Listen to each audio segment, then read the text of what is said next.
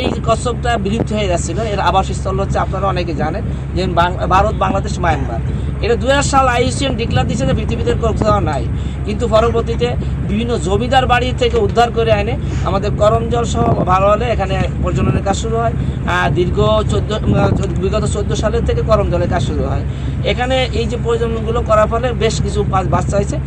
এ পর্যন্ত প্রায় 500-এর বেশি বাচ্চা হয়েছে। এই যে বাচ্চাগুলো হয়েছে, বাচ্চাগুলো লালন পালন করে আমরা এখন কী করবো, এই কচ্ছপের আবাসস্থল একসময় সুন্দরবনে ছিল, আমরা চাচ্ছি সেখানে ফিরে যাক। এই ফিরে যাওয়ার জন্যই আমরা এখন প্রথম যে পাইলট প্রজেক্টের মতো আমাদের কাজটা করার দরকার সেটাই করতেছি। আমরা 2022 সাল থেকে সুন্দরবনের বিভিন্ন পুকুরে আমরা কিন্তু কিছু কচ্ছপ ছাড়িয়েছি।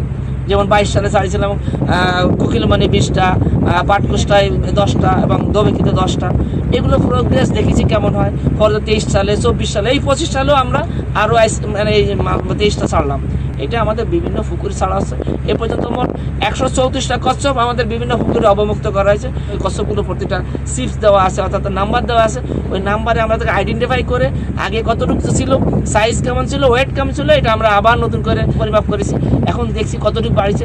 কোনো কোনো পুকুরে অনেক বাড়িছে, আবার কোনো কোনো পুকুরে একেবারে কোনো রকমের বাইসে আছে, অনেক পুকুরে কমেও গেছে।